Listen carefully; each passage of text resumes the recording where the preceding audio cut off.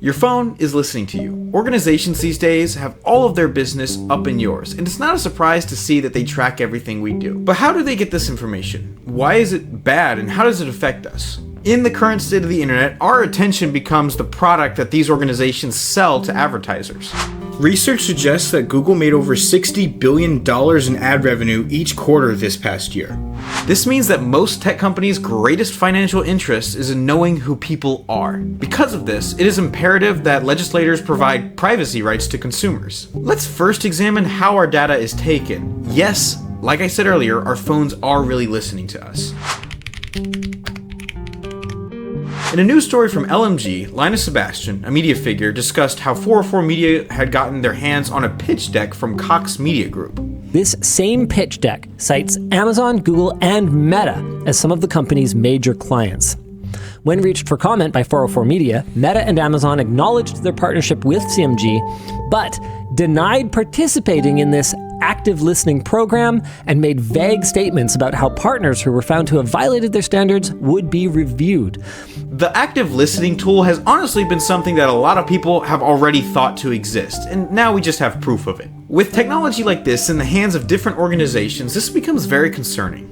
Another example is the Indian government. In an article by, I believe that's pronounced Bajaj, although I'm not entirely sure. I'm so sorry, I do not know how to pronounce that name. She states how citizens of India are becoming more and more dependent on the Indian government for digital services. This isn't inherently wrong. It's actually a great thing that India is providing these services to their citizens. However, the more dependent someone is on one source, the easier it is for that source to put together information about them. We can see that in this case with India's program CMS, Central Monitoring System. CMS can target private information of individuals from various monitoring and interception projects across India. It facilitates real-time tracking of online activities, social media communication, text messages, mobile and fixed line phone conversations, and so on.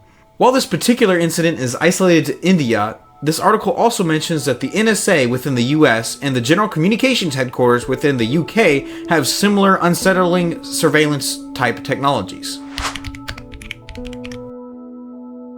This proves what we already knew, that tech companies, organizations, and governments are interested in monitoring us. Data collection isn't inherently bad.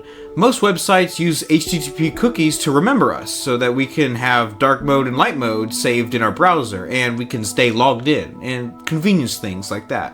Where it becomes a problem is the constant monitoring and interconnecting of personal data. This concept has really grown to where organizations can create digital profiles of who someone is, what they like, and what motivates them. Depending on how people interact with these services, organizations can use this to their advantage to manipulate someone. In an article from Forbes, they covered a story of two college students who developed a tool called iX-Ray. Using Meta's new Ray-Ban smart glasses, they've developed a software that sends you information about someone that you are looking at in real time. The smart glasses have a camera in them that is very inconspicuous. The way they did this is that they uploaded their camera feed to Instagram Live and ran a facial recognition software on their live stream and had that data sent to their phone. Using our glasses, we were able to identify dozens of people, including Harvard students, without them ever knowing. Imagine somebody wanting to rob a person with these. They could trick that person into thinking that they were an old friend of theirs. We have all heard the term social engineering in email scams, but with this technology out there, that's going to become applicable in real life too. If two students can hack together a doxing technology this powerful in their spare time, what can national governments or large corporations do? Now that we have the problem covered, what should be done about this? It's important to take note of other countries' legislation to see what works for them and how we can take that and apply it in the US. Lawyer Andrew P. Quay states, with their respective protections, both Switzerland and the European Union, NFADP and the GDPR, accounting for much of Europe, have been successful in holding other countries to a high standard for handling their citizens' data. The NFADP and the GDPR have a great reputation in the industry for handling people's digital privacy. These regulations have important guidelines including transparency, limitations, integrity, accountability, and data minimalization. The NFADP and the GDPR make the term personal data as broad as possible and mandates protection for it, as well as enforcing organizations to obtain consent before selling any broadly defined personal data.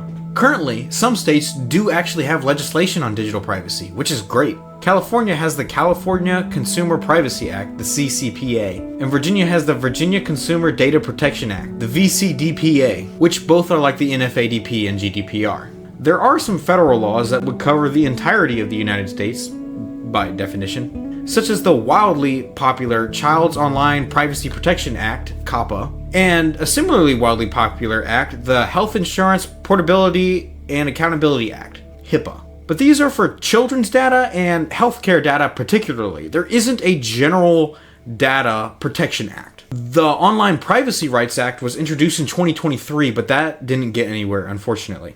Overall, the current situation with digital privacy in the United States is quite problematic. With the lack of legislation around it, it has become quite problematic for individuals, especially for those who wish to remain anonymous, to retain their privacy.